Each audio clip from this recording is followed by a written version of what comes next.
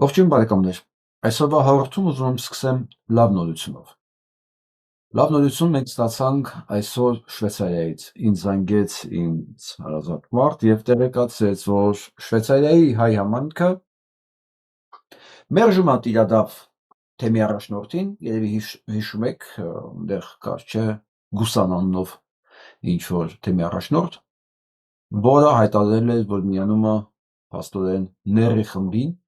Կճոյանին, Փաշինյան Նիկոլին, իբր եկեղեցին մաքրելու նպատակներով, ընդ որում եկեղեցին ուզում է մաքրի մեկը, ինչպես պարզվեց, որը եկեղեցուց վռնդվել է բռնաբարության համար։ Պեդոֆիլը որոշել էր եկեղեցին փրկել կաթողիկոսից, ինչա կաթողիկոսը ունի զավակ,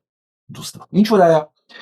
արձագանքը չուշացավ Շվեյցարիայից և ես շատ կզարմանայի, եթե այդքան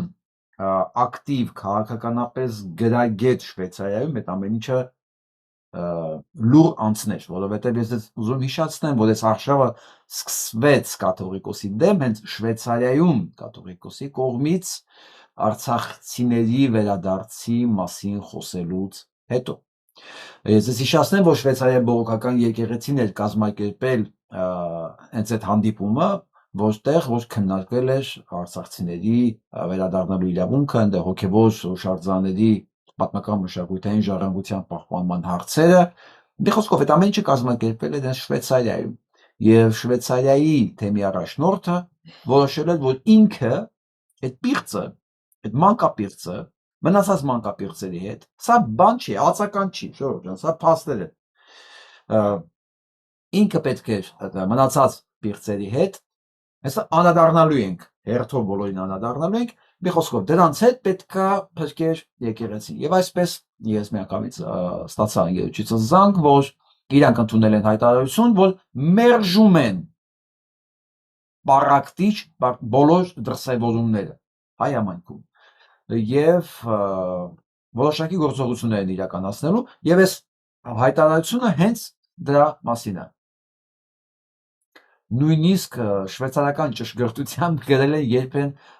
հայտարարությունը ընդունվել հունվարի 9-ին 26 թվականի երեկոյան 7:30-ին։ Իհարկե ես չեմ պատրաստվում ամբողջ հայտարարությունը կարդալ, ուղղակի ես համառոտ ներկայացնում եմ դրա բովանդակությունը։ Թե ինչ միջոցներով կմերժեն եւ ինչպես կվռնդեն այս հերթական պիղծին բացահայտված, դա ժամանակը ցույց կտա, գուցե իրանք ունեն արդեն ձևեր մշակած մեթոդներ, բայց սա շատ կարևոր, անհրաժեշտ եւ միևնույն ժամանակ ամոթալի բան էր մեր հեղինակության համար,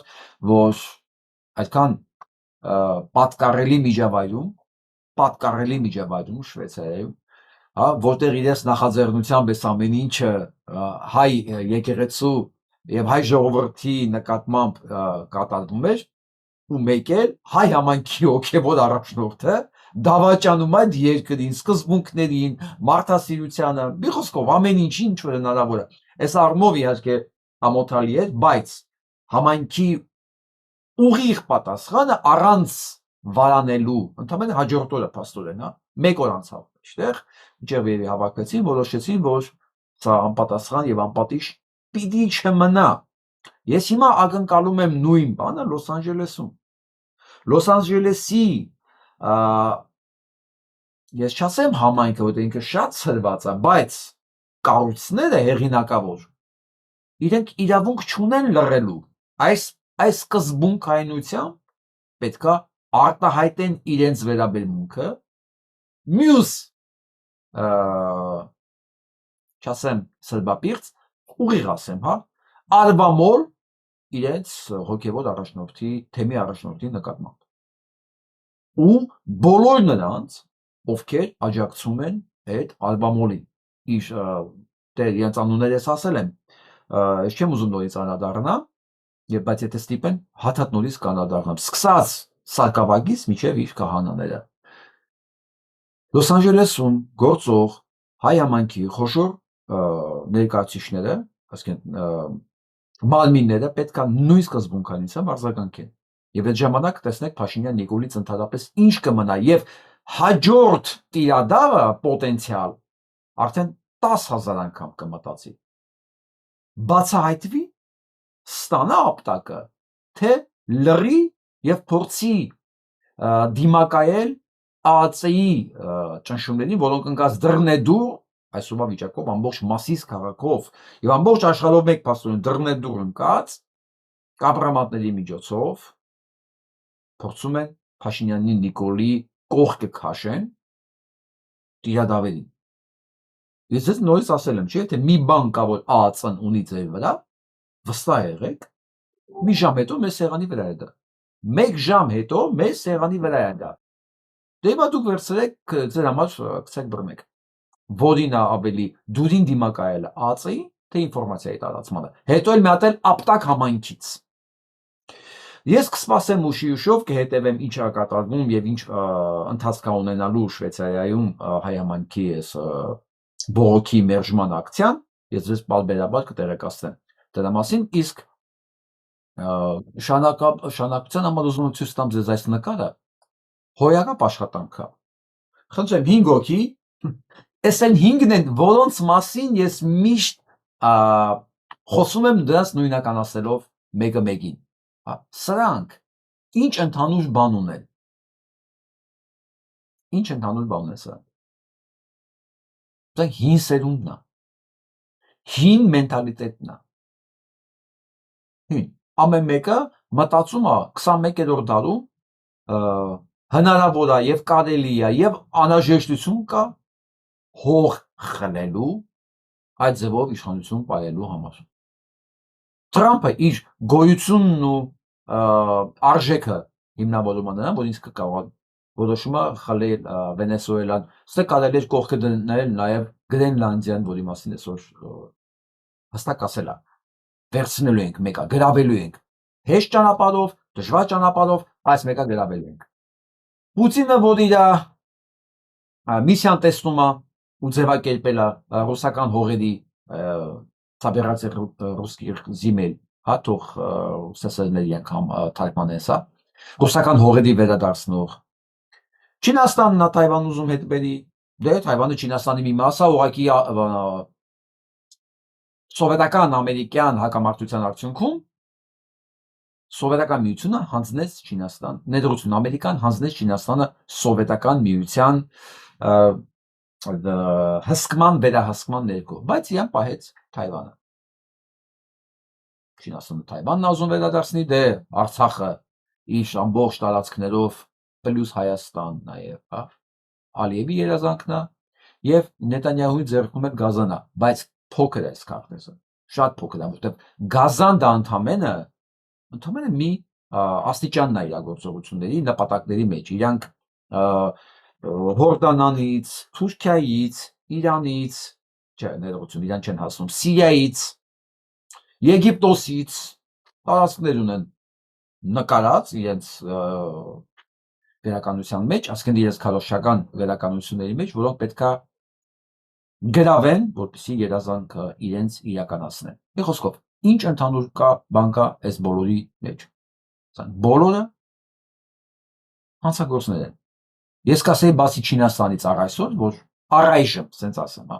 որտեղ ոչ մի գործողություն չի իրականացրել այդ ուղղությամբ, հարձակում չկա, բան չկա, բայց նպատակը կա։ Ամեն դեպքում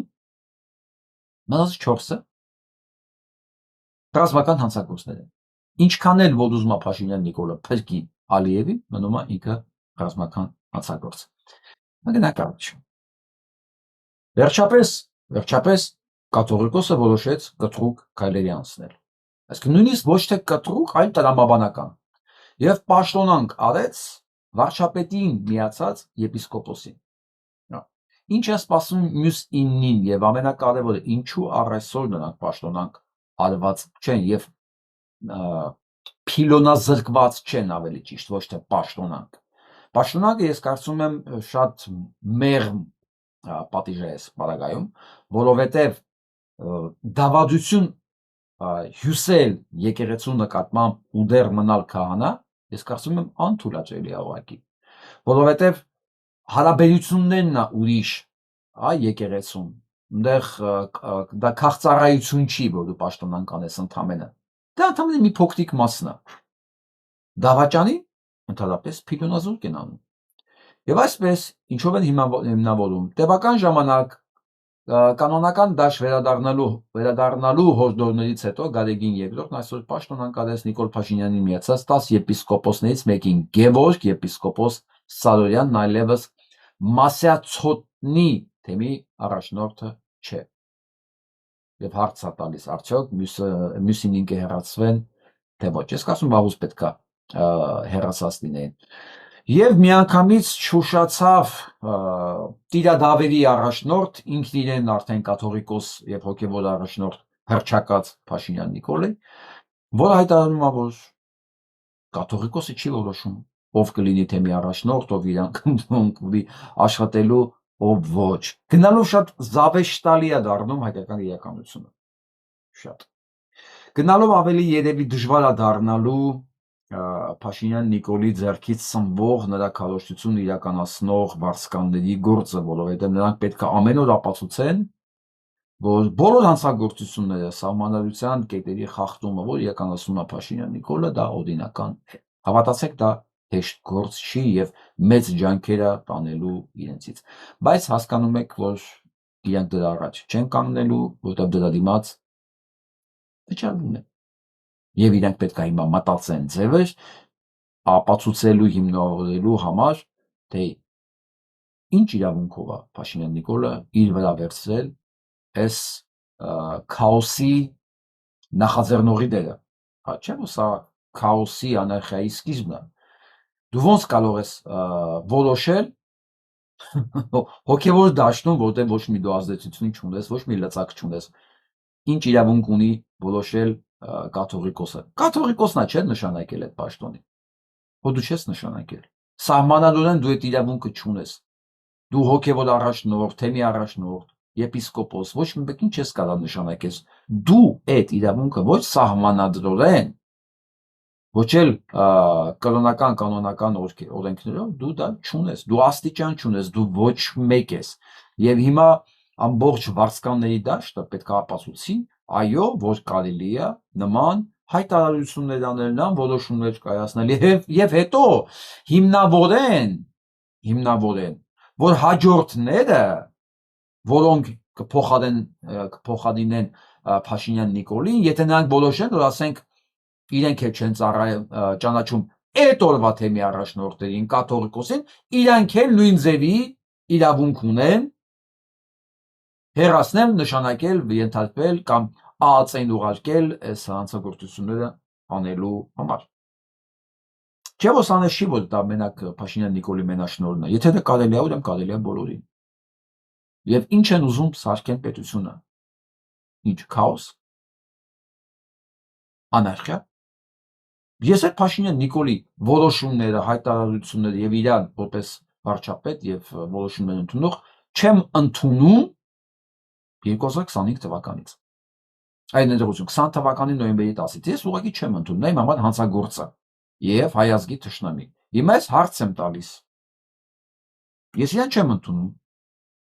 Ես իրան համարում եմ հանցագործ։ Ես որ գամ Հայաստան եւ ասեմ կալանավորեք այդ հանցագործին։ ԱԱՑ-ն գնալու է կալանավորի։ Իհարկե ոչ։ Փաստորեն ստացվում է, որ օրենքը խախտելու համար պետք է ունենալ ԱԱՑ-ի դաբրո։ Ինչ տարբերություն օրինակ իմ ու վարչապետի մեջ։ Երկուս էլ ՀՀ քաղաքացի ենք։ Ես հանցագործ չեմ, ինքը հանցագործ է։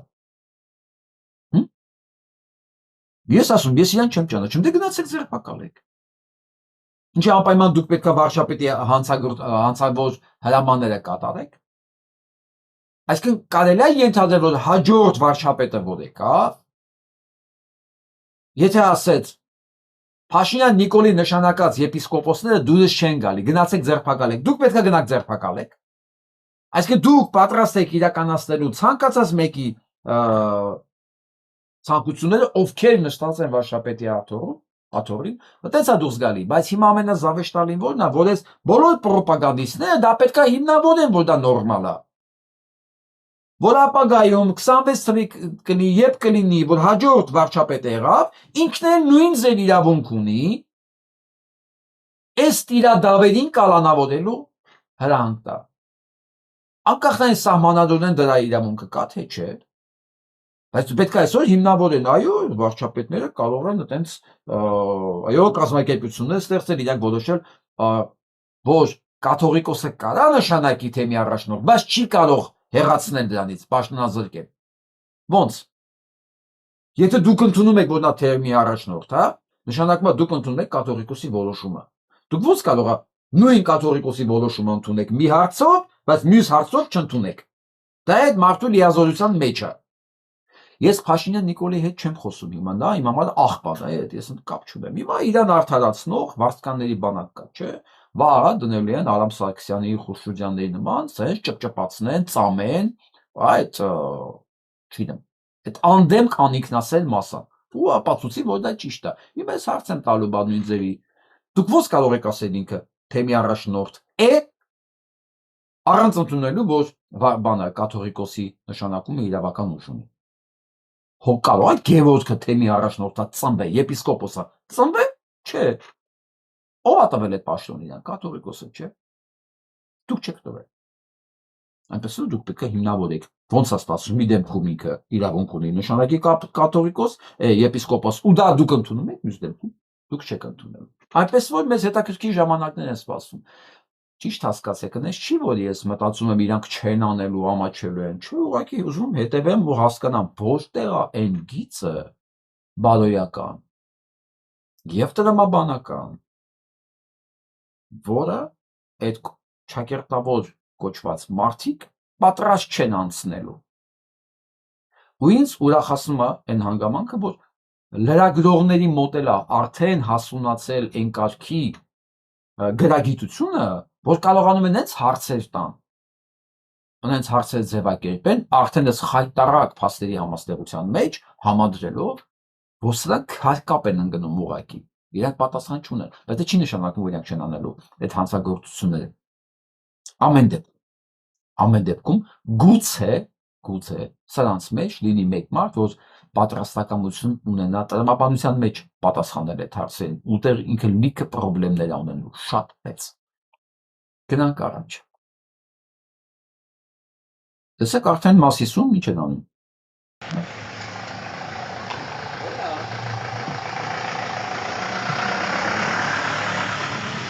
Ոստիկանության գվարդիայի նորից վերվում կուտակված ուժերից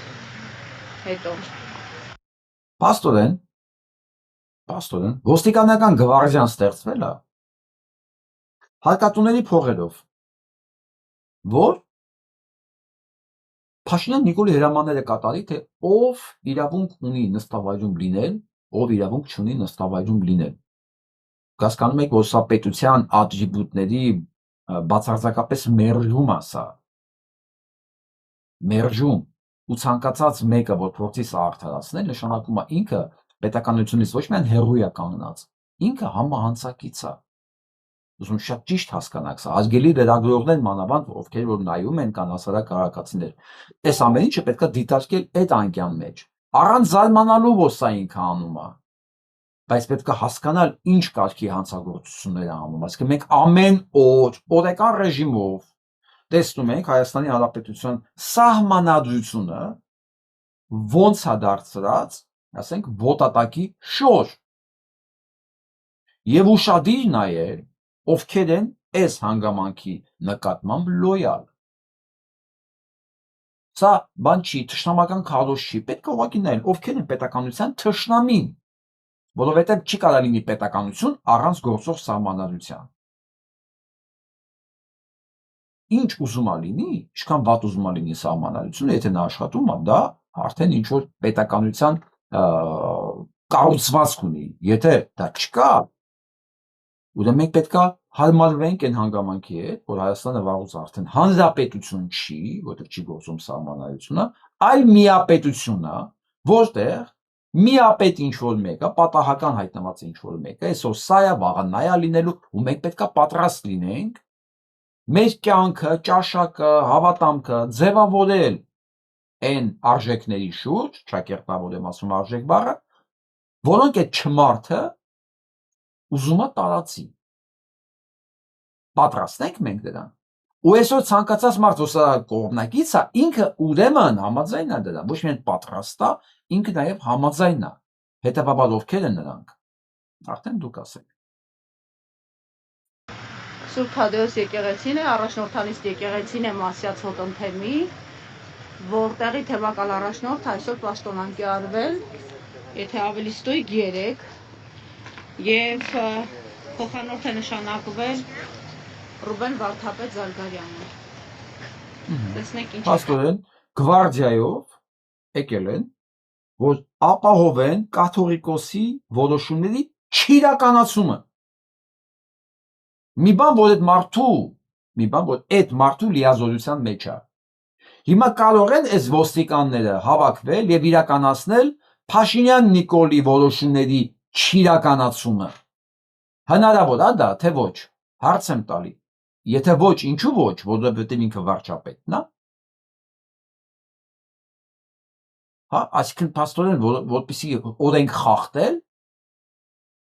պետք է լինել վարչապետ։ Այսինքն վարչապետը դա մի ստատուս է, որի չի ենթարկվում ոչ մի օրենքների տրամաբանության։ Ասեք, հա մի անգամից մենք էլ իմանանք։ Մենք էլ այս բանի տեսակով ապրենք, այս ֆորմատի տակ ապրենք, անկեղծ ասենք, իրան կարելի է ամեն ինչ խախտել, ու դուք եք դա ասում, որ դա կարելի է խախտել։ Հետևաբար սա չեք կարող դուք ասել Հայաստանի Հանրապետության անունից, որտեղ Հայաստանի Հանրապետությունը չի լիազորում այդպես բաներ, հա, ոչ մեկին այդպես առավելություններ։ Հայաստանի Հանրապետությունը չի լիազորում։ Փոխենք այս տարածքի անունը, դնենք, ասենք, չգիտեմ, Փաշազադեի կալվածք։ Էմիրություն, Փաշազադեի էմիրություն, որտեղ գլխավոր էմիրը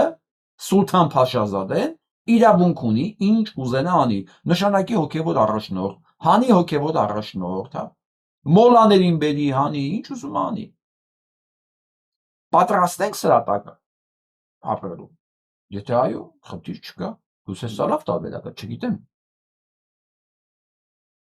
Ես արդեն ասել եմ, որ Կտիչ Ներսիսյանը ամենայն հայոց կաթողիկոս չի։ Եվ հետևաբար այդ դիրքից նրա կայացած որոշումները մեզ համար արժեք չունեն եւ առ ոչինչ են։ Մարդը ասում է, ինքը անարխիայի կողմնակից աղբիչ է։ Ես էլ ամեն օրվա ռեժիմով ասում եմ, դու Հայաստանի Հանրապետության վարչապետ չես, դու հանցագործ ես եւ քո որոշումները ընդունած մեր ոչ մեկին Նիկոլին չի։ Առ ոչինչ են։ Ես սա չեմ ասում ճաշակի, դու ասում ես ճաշակի, ես ասում եմ սահմանադրական հղումներով։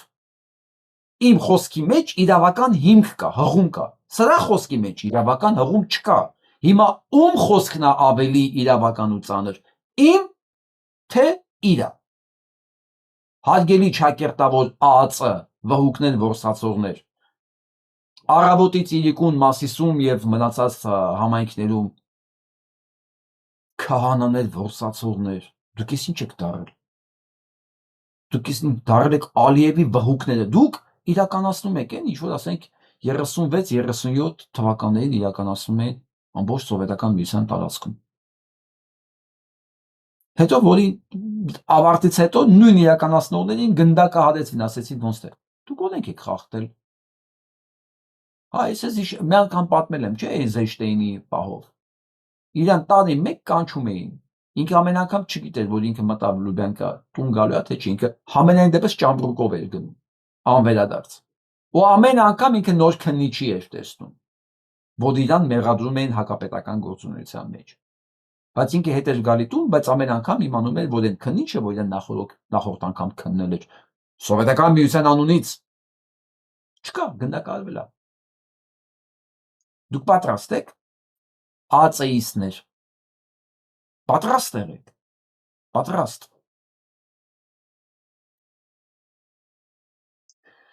ՀՀ սահմանադրության կոպիտ խախտումով Փաշինյանը հրահրում է պառակտում հոգևորականների, ինչպես նաև քաղաքացիների միջև, բայց սա մենակ պառակտում չի հոգևորականների եւ քաղաքացիների միջև, սա պառակտումը հասարակության միջև, այսինքն օրինապահ քաղաքացիների, օրինապահ օրենքից հասկացող գնահատող քաղաքացիների եւ խուժանի, այն որ ինքը չի հասկանում ինչ է նշանակում օրենք բան։ Խուժան Ժեխ կներեք այդ բառը համար բիդլը ռուսերեն լավ անջու։ Որովհետև բիդլան ժեխը հոտը իրան օրենքը պետք չի։ Իրան օրենք պետք չի, իրան ինչ ասեն ինքը անող է, մենակ դրա համար իրան չպատժեն։ Բայց արժանապատիվ մարդը ուզում է օրենքի շրջանակներում ապրի, որ կանխատեսելի լինի իր կյանքը,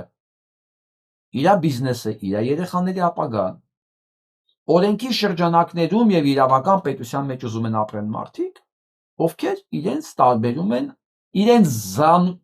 զատում են անասուններից, հասկանում եք։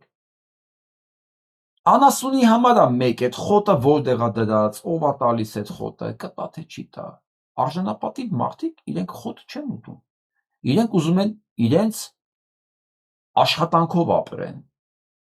Ուզում են իրենց կյանքը իրենց աշխատանքի դիմաց կանխատեսելի լինի, կարողանան երկարատև ծրագրեր մշակեն, չգիտեմ, բիզնես ոլորտում կլինի, գիտական ոլորտում կլինի, սպորտում կլինի, թե արվեստում, բայց ցանկացած բանական եւ արժանապատիվ մարդ ուզում է որ ինքը ստեղծի իր ապագան, ոչ թե իրան ասեն իր ապագան վաղը ինչ է լինելու։ Սա է տարբերությունը հոտի եւ մարդկանց միջեւ։ Այնպես պառակտումը քաղաքացիների եւ հոգեվորականների մեջ չի։ Սա Հայաստանի հասարակության պառակտում է, որտեղ իրավական գիտակից մասային ստիպում են ապրել հոտի կանոններով, ոչ մի իրան հարգող քաղաքացի հոտի կանոններով չի կարող ապրել։ Հոտի կանոններով ապրում են քպայականները, որոնց որոշումները կայացնում է մի հոգի եւ ինքն էլ հայտարարում է մնացածը բույս են, ես եմ ամեն ինչ որոշում։ Այ իրանց համար դա կարելի է, բայց դա չի նշանակում, որ դա բոլորի համար է։ Բոլորի համար ընդունելի է։ Այսօրվա երիտասարդներն են նույնիսկ հարցականի տակ դնում իրենց ծնողի ասածը պիտի իրականացվի թե չէ։ Մի հատ իմ համար մտածեմ, ես դա ուզում եմ թե չէ։ Երիտասարդներ են։ Ու սա մեկ էլ որոշել է, որ չէ, երիտասարդից միջև ծեր ամբողջ Հայաստանը պիտի ասի այն, պիտի երկի այն, ինքը ինչ ուզում է, պիտի լսի այն, ինքը ինչ ուզում է, պիտի անի այն, ինքը ինչ որոշել է։ Միջդեռ ասում եմ 4-5 հոգանոց ընտանիքում նույնիսկ դա հնարավոր չի։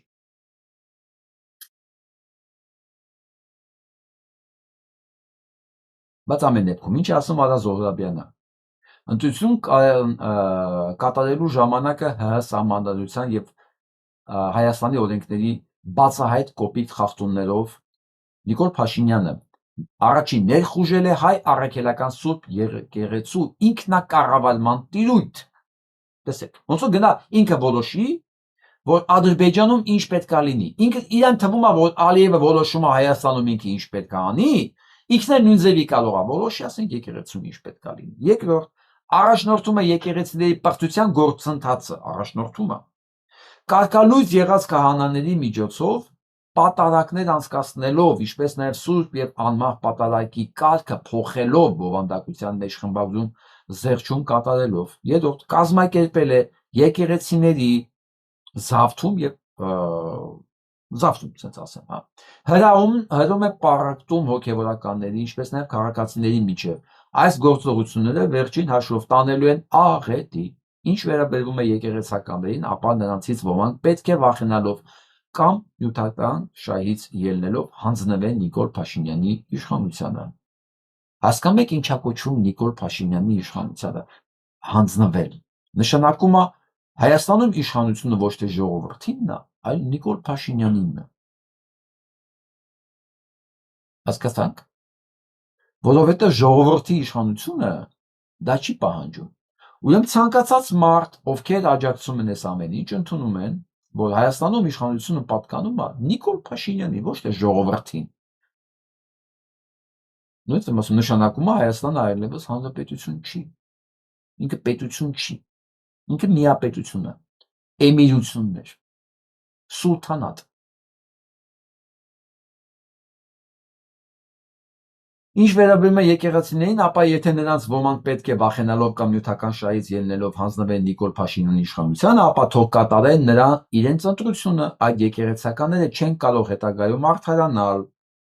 թե այդպիսի բարդ իրավիճակ էր, որ չէին կողմնորոշվում, քանի որ իրականում ընտրությունը շատ պարզ է։ Ես այսօր կարդացի Շվեյցարիայի այդ հոգևոր առաջնորդի գրությունը, որտեղ ինքը Սիվիկ Նիկոլ Փաշինյանի թերթից հղում էր անում, թե իրավունք չունի եկեղեցին զբաղվել քաղաքականությամբ։ Իհարկե տակը ինչ պետք է իրան ասել էին, պակաս չկար դրա, բայց ես ուզում եմ այդ Գուսանին, Տեր Գուսանին հարց տալ, ինքը որ երկրի քաղաքացի է, ինքը այդ երկրի քաղաքացի լինելով հանդերձ, ինքը ընտրությունների գնումը,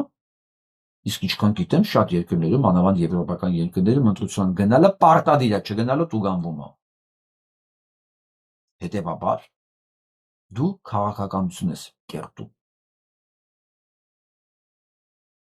Հասկացաք տգետներ։ Ու Սիվիկ Նիկոլի բաննա մարդ ինչ աստիճանի պետքա տգետ լինի, անգրագետ ուղղակի, որ Նիկոլ Փաշինյանին հղում անի, հղում։ Նիկոլ Փաշինյանին հղում անելու համար պետքա լիներ կատարյալ ապուշ, տգետ ուղղակի, ասենք, ոնց դու գիտության մասին խոսես եւ Վարշավին բան անես, ձեր հարևան Վարշավին հղում անես աստրոֆիզիկայից խոսելուց, կամ հակառակը։ Թող Վարշավիները չնեղանան, ասենք Վարշավիությունից խոսելուց, ասենք, չգիտեմ, աստրոֆիզիկոսին հղում անես, ասես մի հատ աստրոֆիզիկոս ընկեր ունեմ, ունես լավ մազեր կզում, ինքն ասում էր, որ ստիլը քեզ սազում է այլ։ Հասկանում եք, կարող այդքան էլ բան չի, բայց որտեղպես սա է հնչում, Նիկոլ Փաշինյանին հղում անել, դա համար պետք է լինել սոսկալի տգետ, անսահման, անհատակ, կամ չիմանալ Նիկոլ Փաշինյանն ով է։ Դրա համար էլ է պետք լինել կատարյալ ապուշ, անտեղյակ, որ դու չիմանաս ով է Փաշինյան Նիկոլը։ Ու 7.5 տարին է ինչով է զբաղված, հենց հիմա էլ ինչ է ասում։ Իսկ ես չեմ կարծում, որ Շվեյցարիայում աշխատող ապրող այն դասական սփյուռքի ներկայացուցիչ Գուսանը ինքը անտեղյակ է օրենքներից։ Հնարավոր չի դա, որովհետև դա Հայաստան չի է, որ ամեն ինչ պայմանական լինի։ Ոնց ուզենաս փոխես, խմբագրես, քեզ ոնց պետք է հարմարացնես։ Այդպես մի հատ փորձ անես, ամբողջ կյանքը պետական տուրքերը կտաս, տուգանքները կտաս։ Գնա։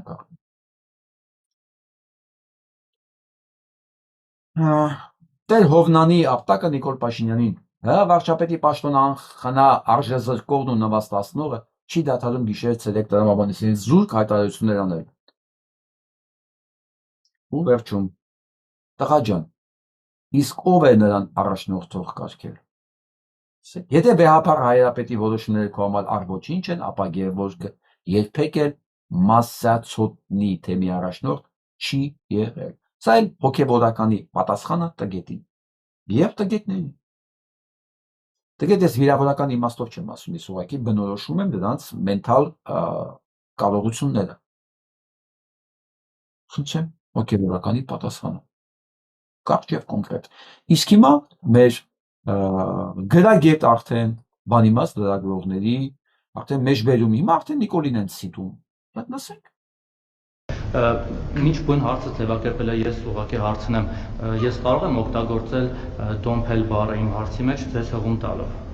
թե դա 18+ էթիկայի սահմաններում չի։ Ասում եմ, կարամ ես քո բառերը օգտագործեմ քո ասուլիսի ժամանակ։ Եթե քեզ կարելի է, նշանակում է կարելի է, չէ՞։ Լսենք պատասխանը։ Թե կարող եմ օգտագործել։ Ազատ եք օգտագործել ցանկացած Ուրեմն կօգտագործեմ։ Դեմքների ժպիտը նայում եք կողքի կանգնածների։ Դուք տեղյակ եք այն խոսակցություններից, այն նաև մամուլի հրապարակումներից, համաձայն որոնց նախ ձեր կողմ անցած եւ այսպես ասած տիրադար հռչակված եպիսկոպոսներից Վազգեն լավ ասած, ձեր կողմ անցավ եւ տիրադավ հրճակված, այսինքն դուք տիրադավներ եք։ Զախանյանը նախկինում երբ եղել է Վիրահայոց թեմի առաջնորդը, այդ շրջանում սեռական ինտիմ կապի մեջ է եղել իր քահանաներից մեկի կնոջ հետ, կամ ինչպես դուք եք ցույց ասել, դոմփել է իր քահանայի կնոջը եւ դրանով իսկ պատճառ է հանդիսացել այդ քահանայի ընտանիքի փլուզմանը եւ Կողքի դեմքն այն դուր գալի շատ։ մեծ սկանդալի առիթ է դա տվել եւ իրեն ուղղակի վտարել են այդտեղից, որպեսզի ել ավելի մեծ զարգացումներ չլինեն, նաեւ մամուլում հրապարակումներ կան Վազգեն Միրզախանյանի այսպես ֆինանսական մախինացիաների, ենթադրյալ մախինացիաների գործարքների մասին, մի խոսքով լավ հրճակ չի վայելել ինքը Վիրահայոց։ Ամեն ինչ ասված է, գիտեք։ Ամեն ինչ ասված է։ Ովքեր եք դուք, ովքեր են ձեր կադրերը, ամեն ինչ ասված է, ու հավատացեք, դա արդեն պատասխանը էական չի։ Բացարձակապես, որովհետև պատասխանը մոտարապես գուշակի միջա լինելու։ Ես մի քիչ այլ կողմից եմ ուզում նայել։ Մենք պետք է դեռ հասկանանք, այդ ոնց եղավ եւ ինչ պայմաններում է եղել։ Եվ գիտեք ինչ, ամեն ինչ այդքան միանշանակ չի։ Մոտարապես Փաշինյան Նիկոլական այս կարգի պատասխան կարող է անչի այս հարցին, բայց դա եմ ասում, իր պատասխանը բոլորովին էական չի։ Շատ ավելի էական է, որ մեր լրագրողները կարողանում են այս տեսակի արդեն խորքային, գրագետ, փաստարկված իրան հղում անելով իր ոճի մեջ հարցեր տա։ Շնորհակալություն, Արտյանը, լսենք շարունակությունը։ Այոց թեմում հիմա դուք այս մարդու միջոցով ինչպես եք փորձում ձեր խոսքերով ասած պայքարել սրբապղծության դեմ, ինքը օրինակ փոխությամբ զբաղվել է պիղծ է թե սուրբ մաքրամա։ Օրինակ, ուրիշի կնոջը, քո քահանայի կնոջը դոմփելը սրբապղծությունն է թե չէ։ Էդ էլ կարող է հարցնել։ Ցինիկավարի, Նիկոլավարի կարող է դել ասել ու պետքա Նիկոլ Փաշինյան ասել, այո կամ ոչ։ Բայց էլի չէր ասելու, էլի պետք է ասել, գիտեք ինչ, արեք ուրիշ կողմից նայենք, գիտեք, մենք ընդհանրապես պետք է մի հատ հասկանանք։ Իր բառը, մի հատ հասկանանք։ Ինքը դեռ լիքը բաներ կա, որ չի հասկացել։ Իրաց թվում է հանրապետությունը ամբողջ տարապում է չհասկանալու խնդիրներով։ Մաքուր կենցաղով կուսակրոն հոգևորական է։ Մեկ էլ այսօր կառավարության որոշումներից մեկով տեսա, որ կառավարության ղեկավարին այս դեպքում ձեզ սպասարկող մեքենայի պետհամարանիշը այսուհետ պետք է լինի Ultra Gold Հայաստանի դրոշը եւ ընդամենը մեկ թիվը։ Սա նորից հիշեցեց ձեր խոսքի ու գործի տարբերությունը։ Նախկինում, երբ որ դուք նոր եք ստանձնել այս պաշտոնը, հայտարարում եք, որ երկրի ղեկավարի մեքենան չպետք է ունենա գոլդ համարներ, պետք է հասարակ լինի, այն ժամանակ նույնիսկ հասարակ համարով էր ձեր Mercedes-ը 136 կամ ՍՍ։ Հիմա տենց գնալով ավելի տենց գոլդացավ, հիմա էլ ավելի գոլդ է դառնում։ Սա օրինակ ո՞նց է բացատրում։ Էական չի։ Էական չի։ Այս հարցերը շատ լեգիտիմ հարցեր են։ Եվ կարծում եմ մեր լրագրողական համայնքը այս ամբողջ ընթացքում ինքը շատ լավ դպրոց է անցնում, լրագրողական դպրոց, ինչպես կառուցի հարցերը, ինչ խոսելի տեղեր կան, հոյակապ հնարավորություն է։ Այսինքն իրենց գործը շատ ավելի դժվար պիտի լիներ, որ եթե իշխանությունը լիներ անթերի եւ իրենց հնարավորություն չտար հետաքրքիր հարցեր ձևակերպել, ստանդարտի մեջ լինեն, այնինչ դուք ինչ եք կարծում սա մասին։ Այս իշխանությունը, այս ամբողջ ընթացքը, այսօրվա մեր պատմական ընթացքը շատ լավ պարարտ հող է լրագրողության, լավ լրագրողության զարգացման համար։ Ընդամենը պետք է հետևել, իմանալ օրենքները, տեսնել հակասությունները եւ սիրուն այսպես փաթեթավորած բանձիկով կներեք բարես համար դնել տիրադավների, ինչպես սկսեց ինքը խոսքերը առաջ։ Ու մնացած պրոպագանդիստներն էլ այս հարցերին պետք է պատասխանեն։ Անպայման։ Իրանց էլ է, չէ՞ որ իրանք աջակցում են այս ամեն ինչին, նույն հարցը իրենց պետք է դրվի։ Օրինակ դուք ո՞նց եք նախ վերաբերվում ուրիշ քահանայի, այսինքն եպիսկոպոսի կողմից այլ քահանայի կնոջը դոմփելուն եւ արդյոք դա պղծություն չի, եթե այո, դուք ոնց եք պիղծերով մաքրում կահան, բանը եկեղեցին, իսկ դա պղծություն չի դեպքում, որ նա պղծությունը, պետք է պատասխան տան, չէ՞ այդ մարդիկ սեն։ Նրանք առաջ, բարձում է Տավոշի թեմն իր հավատարմությունն է, հայտնում վեհապար Հայրապետին։ Շնորհակալություն Տավուշի թև։ Ես կարծում եմ ոչ միայն համայնքները պետք է հավատարմությունը հայտնեն, այլ նաև սփյուռք իր կառույցներով, բոլոր տեղերում, մասնավորապես այն տեղերում, որտեղ հանկարծ կարող է տեղի առաջնորդները կասկածներ ունենան դավաճանեն թե չէ։ Այլ օրինակ մի հատ այտենց հայտարարություն պետք է լսենք անպայման Բուլղարիայից, որտեղ Բուլղարիայից չենք լսել։ Այնտեղ մի հատ բան կա, չէ, Արմեն բիզնեսմեն կա, որ Վառնա եկեղեցին է զավթել ու նստել անդը։ Ձեն չկա Բուլղարիայից։ Մինչդեռ ես գիտեմ, որ Բուլղարիայում մենք լուրջ համայնք ունենք։ Կուզենայի։ Բայց ամեն դեպքում շնորհակալություն Տավուշի թեմին իրենց պինդ լինելու համար։ Եվ պինդ բառը տեղի չի իրենց հավատարմության համար իրենց հավատքին, որովհետև սա հավատարմություն չի սահմանադրությանը, հավատարմություն չի ինձ կամ հայ ժողովրդին, սա հավատարմությունը կրոնին եւ ճշմարտությանը։ Կարծում ցանկացած քահանայի առաջնային պարտականությունն է։ Մի բան որ ասենք իրավապահների մոտ չկա։ Դա վաճառված է։ Վաճառված է ի սկզբանե աշխատանք ընդունվելու օրից դա վաճառում են նոր են աշխատանքի ընդունում։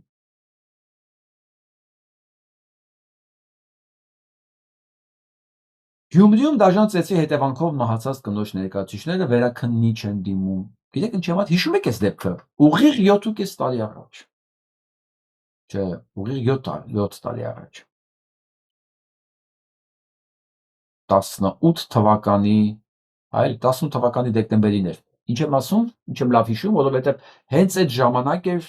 դեկտեմբերին էր, չէ՞, ընտրությունները, առաջին ընտրությունները։ Հենց այդ ընտրությունների ժամանակ էր, որ Ռազգիլդիաև անունով հերթական 102-րդ բազայի զինվորը ծեծելով գիշերով սպանել էր կնոջ, հավաքարար կնոջ, ծեծելով գիշերով սպանել եւ 59-ամյա Ջուլիետա Ղուկասյանին։ Եվ փաստորեն, տեսեք, իրան դատարանը տվել է 7.5 տարի։ Ընդ որում այդ Ռազգիլդիայը նույնիսկ դատական նիստերի չի գալիս, հեռավար են իրան դատում։ Եվ քանի որ 7.5 տարի է, իրանք համարում են, որ արդեն ինքը նստել է, ու որտեղ է ինքը, որտեղ է նստել, ինքը այս ընթացքում որտեղ է, ոչ մեկ չգիտի, չի ասվում որոշման մեջ։ Այդ ամբողջ ընթացքում ինքը բանտում է եղել, թե չէ։ Սա է Փաշինյան Նիկոլի կառավարման որակը։ Եվ պետք է ձեզ հիշեցնեմ, այդ օրերին, երբ որ ինքը սպանեց այս կնոջը, ամբողջ մամուլը լուր էր։ Ես այդ ժամանակ հասկացա, որ ոչինչ չի փոխվել, գրողը տանի մենք գնում ենք նույն սերժականացման ճանապարհով։ Ոնց թե հեղափոխություն է եղել։ Մերժում ենք Սերժ Սարգսյանի նույն բաները, հələ մենք Ավետիսյանների սպանության մասին ավելի շուտ իմացանք։ Սերժ Սարգսյանը չէր մտածում դա թաքցնելու մասին, սա այդ ժամանակ թաքցնում էր, մի շաբաթ պահեց, բայց արդեն սոցցանցեր կա, բան կա, ու շատ չես կարա։ Ընտրությունները ավարտվեցին, նոր դրա մասին սես փոքրիկ ինչ-որ ձայն դուրս եկավ։ Ու դեմոկրատ Նիկոլ Փաշինյանը հրանգել էր ոչ մի ծպտուն այդ մասին։ 7 տարի է։ 7 տարի։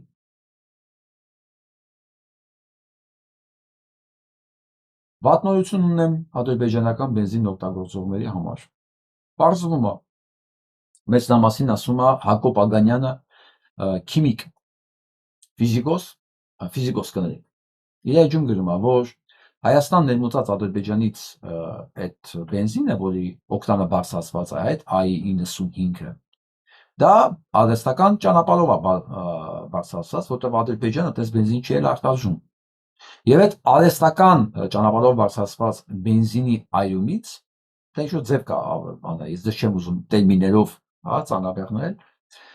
այդ բենզինի այրումից առաջացած գազերը չեն անհետանում։ Դրանք ուղղակի թունավորում են մարդկանց։ Ոչ թե դա սովորական արտանետում է, չէ։ Դա ուղիղ թունավորում է այդ մեքենան քշողին։ Ես ասեմ դա ինչի մասն է խոսքը։ Օկտանը բարձրացնելու ամենահին եւ ամենաէժան եղանակներից մեկը կապարի հավելումն է։ Տետրաէթիլ կապար, եւ այստեղ բանաձևը կա, հա։ Այս նյութը գրեթե ամբողջ աշխարհում վաղուց արգելված կամ մերժված է մարդու առողջության վրա ունեցած ծանր եւ անդառնալի հետևանքների պատճառով։ Եթե օկտանը բարձրացվում է նման եղանակով, դա որակյալ վառելիք չէ։ Դա երկարաժամկետ վնաս է հատկապես ուղեղի եւ նյարդային համակարգի համար։ Սա քաղաքականություն չէ, սա քիմիա է, իսկ քիմիան չի ներում։ Դե փաստորեն արժանապատվությունը բենզինի հետ փոխածները վճարելու են նաեւ իրենց առողջությունով, որը ազդում է ուղղակի ուղեղի եւ նյարդային համակարգի վրա։ Դե խնայեք 100 դրամ, դիմացավճարեք ձեր առողջությունով։ Ոչ միայն ձեր արժանապատվությունով, այլ նաեւ ձեր առողջությունով։ Սա լսենք, որ հասկանանք ինչա իրականում Հայաստանը։ Բարի երեկո հարգելի հայրենակիցներ, երեկվանից կիբերանվտանգության հայտնի կայքեջերից մեկում հայտնվեց մի տեղեկատվություն, համաձայն որի մեր կառավարության էլեկտրոնային համակարգը կոտրվել է, որի արդյունքում իրենից գաղտնի տեղեկատվություն ներկայացնող ինֆորմացիա շուրջ 8 միլիոնի հասնող ֆայլի արտահոսք է տեղի ունեցել։ Ավելին, այս տեղեկատվությունները հանվել են կիբերհանցագործությունների ֆորումներում վաճառքի, սկրինշոթ է ներկայացված, որում հղում է Բա, եթե մեր ԱԱԾ-ն զբաղված է վհուկներ որսալով, եթե այդպիսի համակարգ կա, էլի։ Չէ, հիմնարկը կա, անունը կա, աշխատավարձները կան, համակարգը չկա։ Համակարգը զբաղված է վհուկներ որսալով։ Եվ այս ինֆորմացիայի տարածման, այսինքն սրա մեջ տարածվել են նաև այն մարդկանց ինֆորմացիաները, որոնք աջակցում են այս ամեն ինչին, ինչ որ անում է Փաշինյան Նիկոլը։ Եվ հիմա իրենց ինֆորմացիաները, իրենց կառավարության հանցավոր անգործության պատճառով վաճառվում են բաց, ում ինչ պետք է, ում մասին եք ուզում, հա, Նիկոլին աջակցողներից, իր մասին ինֆորմացիաները կա։ Դե դոց եմ ասում, Ժորժ ջան, այս կյանքն էս բանա, դու չես կարող անել վատ բան եւ մտածել, որ այս հրա հետևանքը հաստատ քեզ չի լինելու, էլի։ Այսինքն կարող է լինի մի հատ բարդակ պետություն, բայց այդ բարդակ պետությունից դու չես տուժելու մենակ նրա համար, որ դու ծառայում ես այդ պետության։ Չի լինում նման բան։ Չի լինում։ Շնորհակալություն լսեմ։ Տելեգրամյան ալիքի արժեք է ներկայացված այս ամբողջ տեղեկատվության համար ու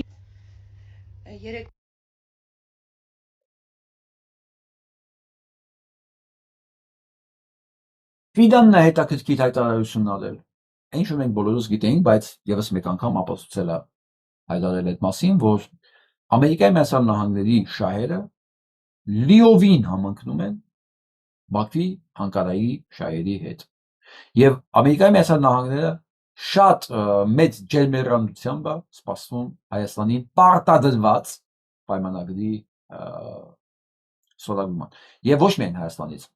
ասում սա վերաբերում է ամեն ինչին, Ռուսաստանից մինչև Ադրբեջանն, հայաստանյան սահման Սիրիայից մինչև այլ շրջաններ։ Հա։ Մենք տեսնում ենք, որ Կովկասում խաղաղության աջակցող ԱՄՆ-ն կարևորություն է տալի Ադրբեջանին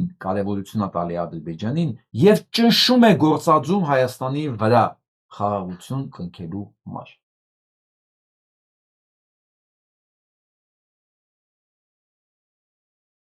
Խաղաղություն կնքելու համար չէ, կապիտուլյացիա կնքելու համար։ Այսօրվա Ամերիկայի քաղաքականությունը այդպես էլ կա, որտեղ դա Ամերիկայի քաղաքականություն չի։ Այսինքն ինչ որ կատարվում է Ամերիկայում, ինչ որ կատարվում է Ամերիկայում չասեմ, ինչ որ իրականացում ամերիկյան կառավարությունը, դա նույնիսկ Ամերիկա պետությանն է վնաս, հակասում է հենց Ամերիկա պետության շահերին։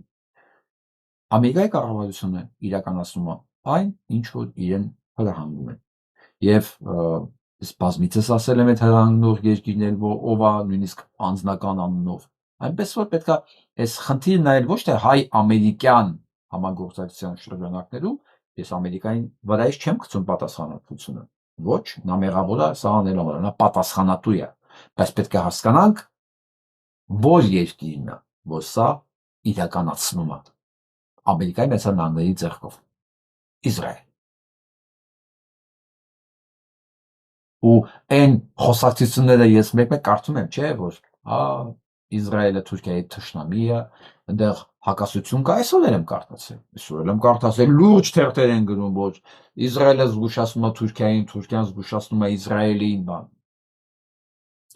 Դա ելի միամիտների համար է, բայց մենք այդ միամիտներից չենք։ Իդեպ ասում են սիրիական բանակը դադարեցրել է Հալեպի թաղամասները ռմբակոծելուց։ Այս բանի մեջ է, այս նորությունների ֆորմատի մեջ ասեմ, դուք պատկերացնում եք ինչա նշանակում այդ թաղամասերում ապրողների համար, երբ որ իրանք չգիտեն իրանք երկրի բանակը երբ իրանք ռմբակոծելու։ Սա սպառնալու էր արցախցիներին, եթե նրանք մնային Արցախում։ Այո, իրանք պետք է սպասեին, երբ ադրբեջանական բանակը դադարելու իրենց ռմբակոծել։ Որտեղ ասենք կդիմադրեին 1 օր, 2 օր, 3 օր, եթե իհարկե չհասնեին Հայաստանից օգնության ի վերջո, բայց կարող է լիներ հենց սա Ադրբեջանի կողմից իրականացվող ամենօրյա հարձակումների պարագայում։ Ու սա սպառնում է Հայաստանին։ Սա սպառնում է Հայաստանին, կարող է գալ մի օր, որ Հայաստանի ժողովուրդը ուրախանա, որ այդ օրը իրեն չեն ռմբակոծում։ Իր թաղամասերը, ոչ թե երկիրը, թաղամասերը, այդ զորքը, թուրքական զորքը, որը հովանավորվում է Սիրիայից չասեմ, Իսրայելի եւ անձամբ Թրամփի կողմից, հիշում եք, չէ՞ այդ նկարը Ջուլիանի այդ իրենց աշարի, ճիշտ ասեցի անա, Ջուլիանի է անուններից մեկը։ Մի խոսքով Թրամփի հետ, Նետանյահուի հետ։ Ասենք իրանց այդ ագենտը նախկին հանցագործը, որի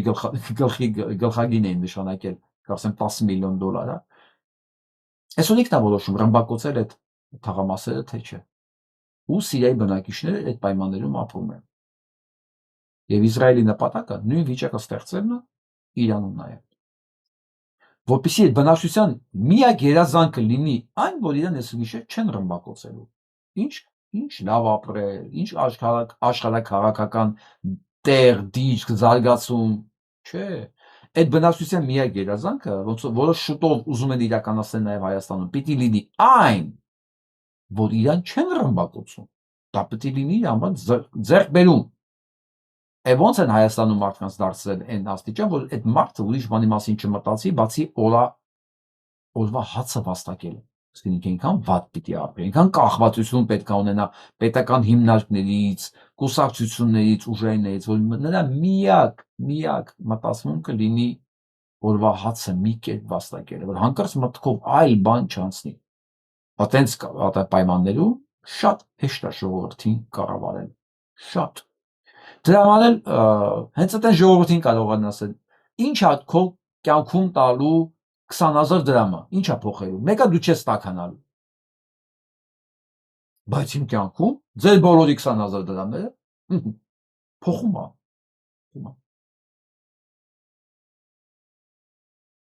And the department. Իսկ այստեղ Չինաստանը իր անվերապահ աջակցությունը հայտնում Իրանին եւ շեշտում, որ հարձակման պարագայում ինքը կողքից դիտորդ չի մնալու։ Ես պետք է ասեմ, որ Չինաստանը ուղղակի հիշեցնելու կարգով ասեմ, որ Չինաստանը դեռ հունիս ամսվանից 25 թվականի մեծ աջակցություն է ցույց տվել Իրանին ամենակարևոր հարցերում՝ տեխնիկական սպասարկման, կապի եւ ամենակարևորը նավիգացիայի ոլորտում։ Եվ Իրանը կարողացել է փոխի ամբողջ ոլորտը անցնելով չինական ստանդարտների, որը նշանակում է, որ ամերիկյան ընկերությունները Google-ը եւ դրա հետ կապված սիստեմաները իրանք համակարգերը չեն կարողանալու վերահսկել եւ հետևել Իրանում իրականացվող փոփոխություններին, տեղաշարժերին եւ այլն։ Բայց սրանից բացի ինձ այդքան չի ուրախացնում Չինաստանի աջակցությունը Իրանին, որքան մտահոգում է այն, ինչ որ կատարվում է իրոք Իրանում։ Իրանի խաղաղությունը մեր համար էգզիստենցիալ նշանակություն ունի, եւ ես չգիտեմ, հույս ունեմ, որ իմաստուն իրանական ազգը եւ նրանց ղեկավարները կկարողանան հանդարտեցնել եւ ռեֆորմների գնալ եւ ստեղծել միջավայր, որտեղ իրանցի ժողովուրդը կապրի ավելի ազատ, ավելի դեմոկրատական երկրում, որը Հայաստանի համար, նույնիսկ եմ ասում, էգզիստենցիալ նշանակություն ունի։ Հակառակ պարագայում, եթե նա եղավ այն ինչ որ հիմա Սիրիայում է, որտեղ բնակիչների ամենամեծ երազանքը պետքա լինի չռմբակոծվելը, այն էլ թաղամասերով, Հայաստանի գոյությունը կարող է արդեն սկսել հետհաշվարկ, սա չափազանցություն չի, հետհաշվարկ, ասենք օրեր, ժամեր կամ շաբաթների հարց կարող է այնտեղ դիտարկվի։ Այդ առումով ես մեծ նշանակություն եմ տալի ցանկացած հայտարարության, դա լինի Ռուսաստանի կողմից, իհարկե ռուսական հայտարարությունը ես առանձնապես չեմ հավատում, նրանք ինչ պետք է աջակցություն ցույց տան Իրանին, մեկն է լինի Ռուսաստանին աջակցություն տա, բայց Չինաստանի աջակցությունը կարող է լինի զգալի եւ որոշիչ։ Չնայած ես վստահ եմ, որ Իրանը ինքն իր ուժերով էլ կարողանալու է դիմակայել։ Իհարկե ոչ այս խառնաշփոթ եւ ապստամբային իրավիճակում։ Բայց չնայած դրան, ամեն օր իրաց գեներալները հիշեցնում են Ամերիկայի Միացյալ Նահանգներին, որ չնայած այս անկայուն վիճակի ցանկացած հարձակում անպատիժ չի մնալու։ Տեսնենք ինչով կավարտվի։ Ես ուզում եմ սրան ասեք մի հատ։ Right now, we are going to do something on Greenland, whether they like it or not, because if we don't do it, Russia or China will take over Greenland, and we're not going to have Russia or China as a neighbor. Okay? Աղմուկը լսեցիք, ինչ ասում։ Մենք գրավելու ենք, հերցնելու ենք։ Գրենլանդիան ուզում են նրանք թե չէ։ Որովհետև եթե մենք չվերցնենք, մենք չգրավենք, Ռուսաստանն կամ Չինաստանն է գրավելու։ Սա սպառնալիք է աշխարհի համար։ Եթե Նիկոլը վտանգ է սպառնալիք է հայի համար, տարածաշրջանային ինքը նշանակություն ունի ավելի շատ։ Մեր համար դա համաշխարհային մշակութային վտանգ է իր գոյությունը, բայց սա համաշխարհային ուղիղ ֆիզիկական վտանգ է ներկայացնում։ Եվ եթե չգրավեմ Գրենլանդիան, իրեն Չինաստանն է գալու գրավի, եւ ես չեմ ուզում Չինաստան կամ Ռուսաստան լինի մեր հարևանը։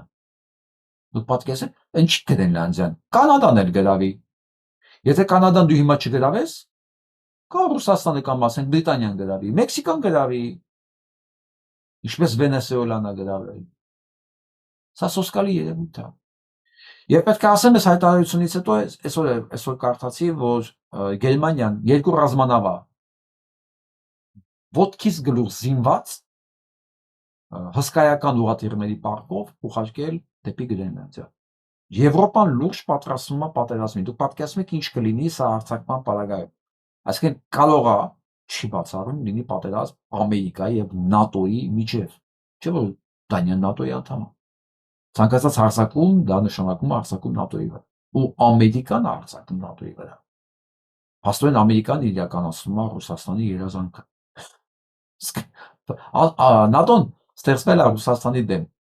ՆԱՏՕ-ն ունեցել է մի հատ թշնամի։ Հիմնականում էլի, ասենք դա առաջին հերթին եղել է Ռուսաստանը, հետո առաջացել է Հյուսիսային Կորեան, հետո նոր Չինաստան,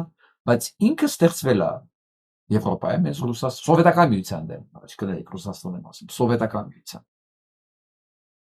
Եվ հիմա ՆԱՏՕ-ի դեմ կարող է պատերազմ սկսի, ՆԱՏՕ-ի հիմնադիրներից մեկը։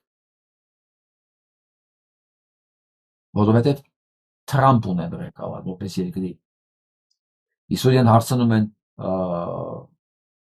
Պուտինի մասին, ասում Պուտինը ոչ մեկից չի վախենում, Եվրոպայից չի վախենում, ինքը մենակ ինձանից է վախենում։ Սեք ասում է Եվրոպա, չի ասում Մերց, Ստարմերներ, կամ չգիտեմ, Մելոնի կամ Տրյուդո, չէ, Տրյուդոն կներեք բանից Կանադայից։ մեր Ֆրանսիայի նախագահը մոռացա։ Լավ, Մակրոն, ասում է ինձանից, Եվրոպա ու ինձ, այսինքն իրանից է վախենում Պուտին։ Եվրոպայից երկիր է վախենում որպես կամ միություն, Եվրոմիություն կամ ՆԱՏՕ, բայց իրանից է վախենում, բայց էգոն էս անսահման, որ ինքը իրան ներկայացնում Ամերիկայի Միացյալ Նահանգների հետ, սա վտանգավոր երևույթ է։ Սա իրոք սա սպառնալիք է, ես չգիտեմ եւս 3 տարի աշխարհը ոնց անցկացնելու սրա հետ։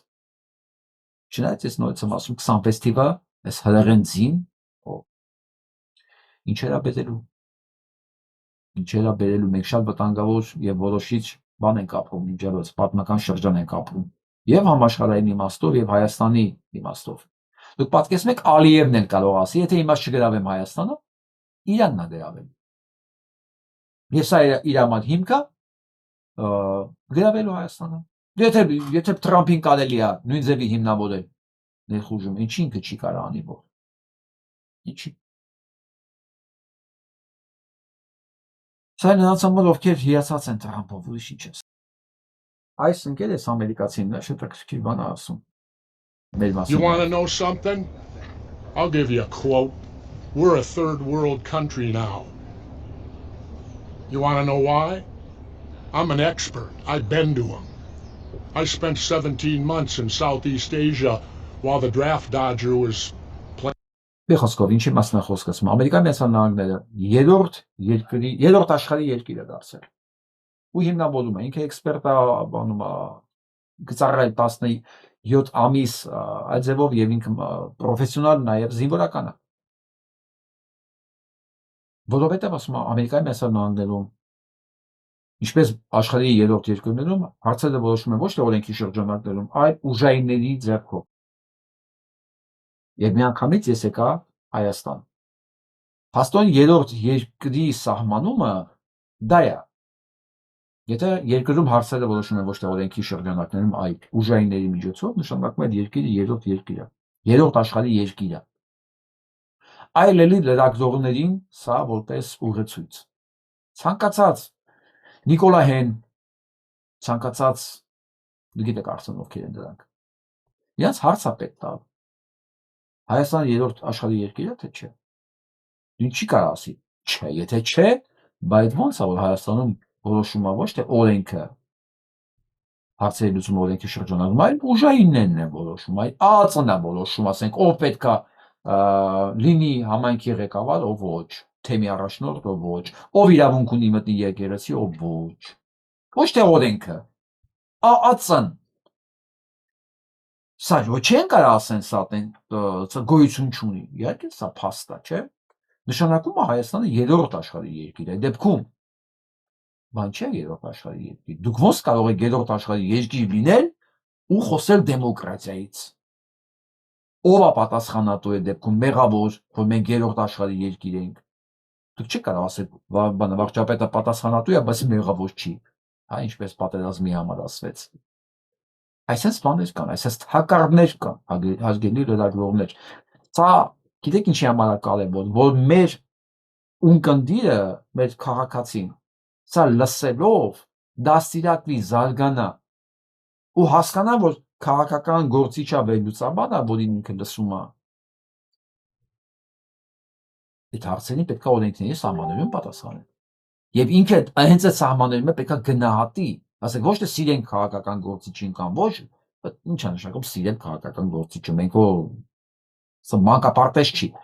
Եթե քաղաքական գործիչը խոսում է օրենքների շրջանակներում, եւ իր տրամաբանությունն ու վերլուծությունը օրենքների շրջանակներում են, ինքը իրավունք ունի գոյություն ունենալ որպես քաղաքական գործիչ, համարվի քաղաքական գործիչ, հա։ Եթե ոչ թե ինքը քաղաքական գործիչ չի, պրոպագանդիստ է,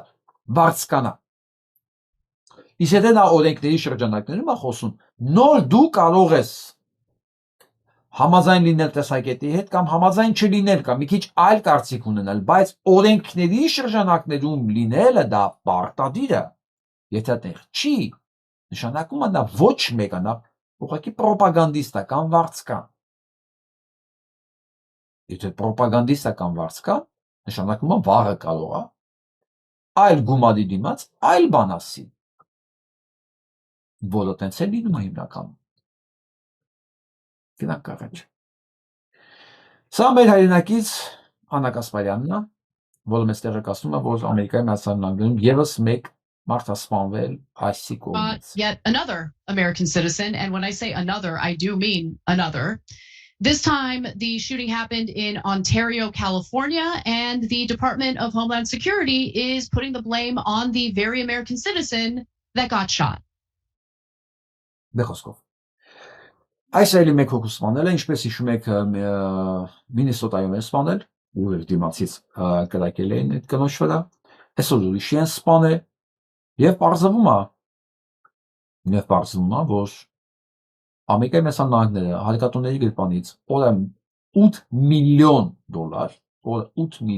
հատկացնում է այդ այս կոչված ռազմականացված այդ կառույցի պահելու համար, որի գործը փաստորեն օրենքներից դուրս մարդ սպանելն է, մարդկանց բռնել,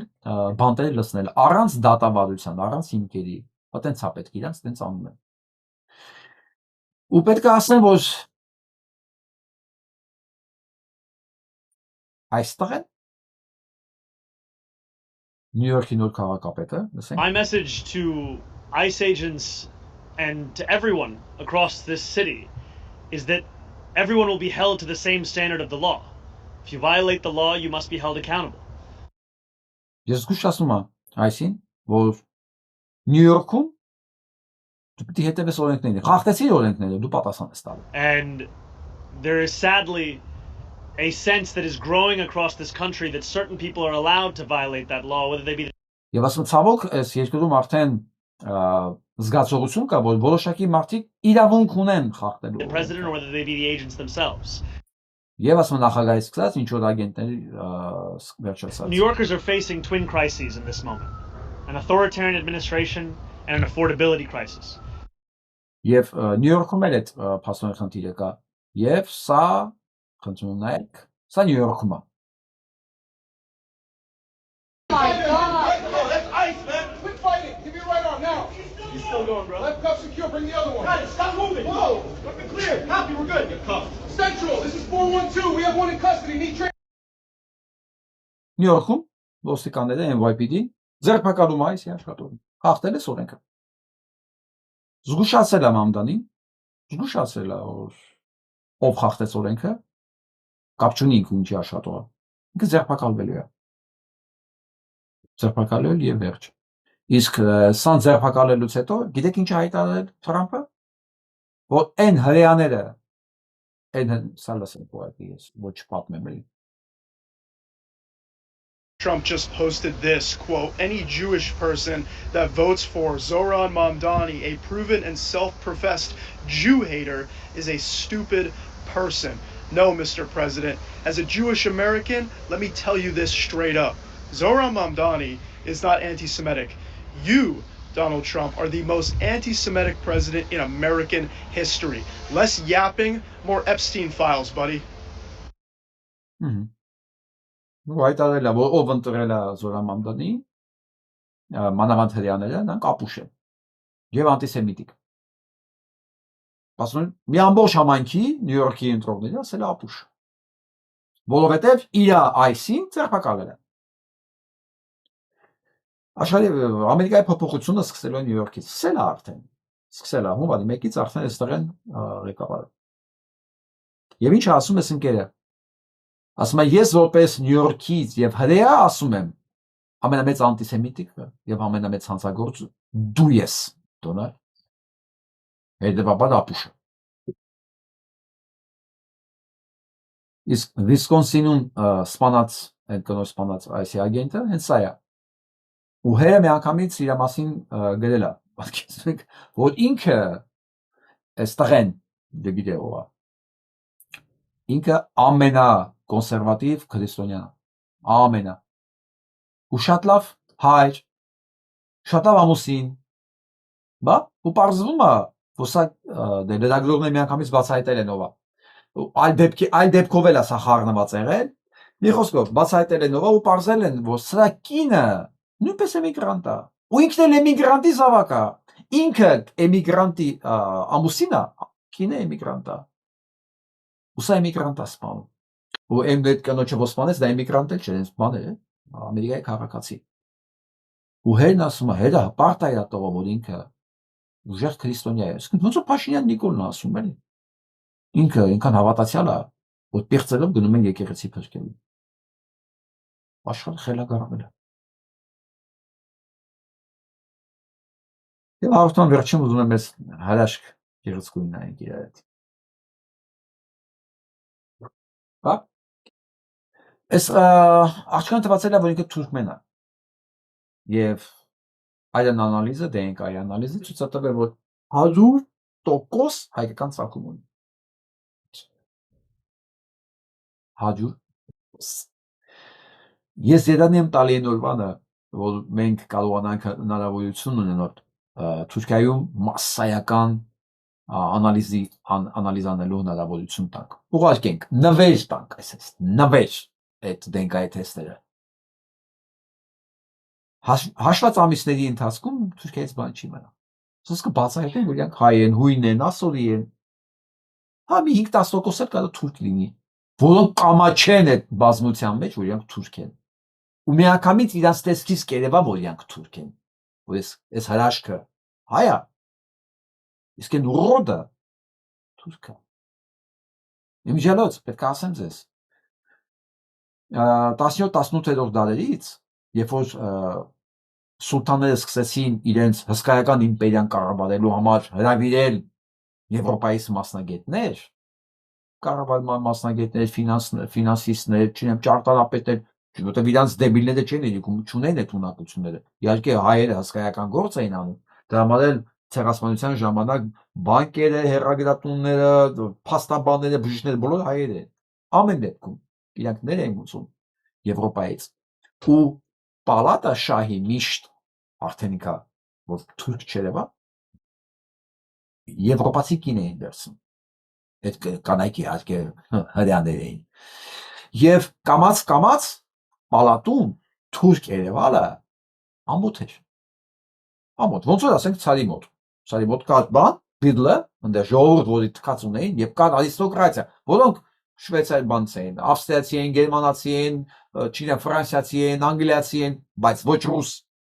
Դամադեն միշտ այդ հասարակ ժողովրդի նկատմամբ խոսքային ատելություն է եղել ցարական ընտանիքներում, իրենց համար ստրուկ են եղել, էլի ոչ մի առանձնապես բան։ Նույնը 17-18-րդ դարերում սկսեց ձևավորվել Թուրքիայում եւ այնտեղ եւ այդ հասարակ ժողովուրդը, այդ օսմանցին, թուրքը դա համարվում էր ամենատակի, ամենահատակային դասը, հատակային։ Իրանք արդեն արիստոկրատների հետ էին շփվում, այս իրանք ուզում էին բան երևալ։ Դա թույլ, ոչ թե թույլ, խոցելի տեսակի համար շատ նորմալ երևույթ է, որ ինքը անցյալ չունի, ազգություն չունի, ծագում չունի, բայց ինքը ուզում է լավ երևա, դրա համար եվրոպացի բան էին բերում, իրենց հարեմում, որոնց երեխեքը մի քիչ արունները փոխվել եւ այլն եւ այլն։ Ես պետք է ասեմ, որ երբ որ հիմա ահանգարց բան լինի, DNK-ի անալիզների հնարավորություն ունի, դեմքերով միանգամից հասկանալ են ով է, որ այն աղբը թուրքն է, դեմքից էլ երևալու է, չէ, DNK-ն մոդի չի գա։ Իսկ այս հրաշքները հայ են, կամ բույ, կամ ինչ-որ։ Եվ այս ցանով էլ ավարտենք, լսենք։ Մի էսպային ես աշոցքում եմ, ու ձեզի պիտի ցույց տամ այն մարդուն, ու մասին ես վերջի մի քանի օրը խոսա ամբողջ համացանցը ու ոչ միայն հայկական ինտերնետային տիրույթը, այլ նաև միջազգային։ Ինքը Միկան է, Միքայել Միքայելյան, աշոցկցի դահուկորդ, ու ինքը այն մարդն է, այն տղեն է, ով միջազգային մրցաշարի ժամանակ իր մարզահակուստի ինչի վրայից համարի վրա մարզահամարի այդ շապիկի վրայից փակել էր Ադրբեջան գրված անունը, որովհետև այս մարդը թասիբ ունի, այս մարդը հայրենասեր է ու այս մարդը մի կողմ դնելով նույնիսկ որակազրկման վտանգը երել է այդ քայլը հանուն հայրենասիրության ու ես կուզեմ որ մենք բոլորս որպես հայ բարձր գնահատենք Միկայի արարքը Միքայելի արարքը իհարկե բարձր գնահատում ենք ու կգնահատենք, բայց քանի չեմ մոռացել, ուզում եմ ես ընկերոջեր շնորհակալություն հայտնել։ Բոլոր նրանց, ովքեր կգտնեն լավ հայեր, կնկարեն, դա կսարքեն յուտ եւ ցույց կտան։ Մեզ դա օդի նման պետք է։ Ես բարձր եմ գնահատում նաեւ այս ընկերոջ, Ալեքս Սարգսյան ինձ թվում է ինքն է այնց, որտեղ անմազգանուն է գրած։ Նաեւ իր աշխատանքը։ Եվ ես խոստանում եմ նման վիդեոները անպայման ցույց տալ այս ալիքով եւ ձեզ ասել լավ բան են անում ես չգիտեմ քանի հոգի հետևորդ ունեն ոչ քանի հոգի չունեն բայց եթե կարող եք հետևեք շնորհակալություն գործի համար տեսնենք շարունակություն անկախ ամեն ինչից որ կքաղաքականացնեն կամ չեն քաղաքականացնե ես վստահ եմ որ դիք շատ կարեւոր բան է կարծում եմ որ ցանկացած արժանապատիվ հայրենասեր հայ իմ տեղում նույնձև հայ կգնի Ես եմ կողմից կուզեմ շնորհակալություն ասել այդ քայլը ինելու ու հայազգի պատիվը բարձր տալու համար քեզ էլ լիքը հաջողություններ իդեպսեմ որ Միկան այս փետրվարին դիմասնակցի արդեն 3-րդ անգամ ծմերային օլիմպիական խաղերին ու մենք բոլորս Միկային մեր աշոտցի հայտնի դահուկորդին մաղթենք միայն հաջողություններ անպայման ես իմ եւ ձեր անունից մաղթում եմ հաջողություններ Իդեպ, ես ամեն անգամ մոռանում եմ ասել տարածելու մասին, բաժանորդագրվելու մասին եւ ալիքին օգնելու մասին։ Ես շատ կուզենամ, որ մենք իրոք մեծանանք որպես համայնք, որպես շատ որոշակի ստանդարտների եւ սկզբունքների հետևող համայնք էլի։ Հայրենատերների միություն պայմանականորեն եմ ասում, Այսինքն մարդիկ, որոնց համար մեկ չի իրանց հայրենիքի ճակատագիրը եւ ես չեմ ակնկալում, որ բոլոր հետևորդներն ու լսողները պետք է ամեն ինչում ինձ հետ համաձայն լինեն, որտեղ ես էլ կարող եմ ունենալ սուբյեկտայնությունը, հա։ Ես փորձում եմ իհարկե մնալ միշտ ազատ բաց, բայց ամեն դեպքում չմոռանանք, որ ես ինչ որ ասում եմ, բացի փաստերից կա նաեւ անպայման իմ սուբյեկտ որպես միջամտությունը, պատկերացումը, մեկնաբանությունը այս ամեն ինչում։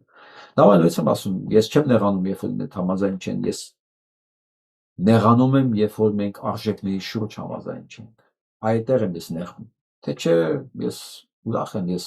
խնդիր չեմ երբևէ հետապնդել, որ ամեն ինչում ես պետք է լինեմ վերջի խոսք ասողը կամ բացարձակապես ճիշտ։ Ընդհանրապես դա երբեք ինձ չի հետաքրքրել։ Մի բան ամենակ ինձ հետաքրքրում այդ առանցքը, որ պահում է մեզ որպես ազգ եւ ժողովուրդ։ Մեր բոլորի համար ընդունելի է, թե չէ, կամ ավելի ճիշտ ասած, մեր որ մասի համար է դա ընդունելի եւ ամենակարևորը։ Թե չէ, մանր հարցերում մենք կարող ենք եւ անպայման պետք է տարաձայնություններ ունենանք եւ դրա մեջ է ծնվում ճշմարտությունը։ Ճշմարտությունը միայն բազմաշերտ դիտանկյուններից նայելուց հետո է բարձվում իր ամբողջական կառուցվածքը 3D ռազմասներով 6D, հա, 6 երաչափ կամ չգիտեմ, քառաչափ դիտանկյուններից է տարածած լավ խոսքը ժամանակ տարածության մեջ եւ դու կարողանում ես եւ ունակ ես տարբեր տեղերից եւ տարբեր կողմերից նայել այդ ժամանակն ավելի པարզ է լինում ճշմարտությունը եւ ավելի ամուր անվիճելի բայց առաջնայինը առանցքն է Այսօր մոմեն այսքան է լավ մնացեք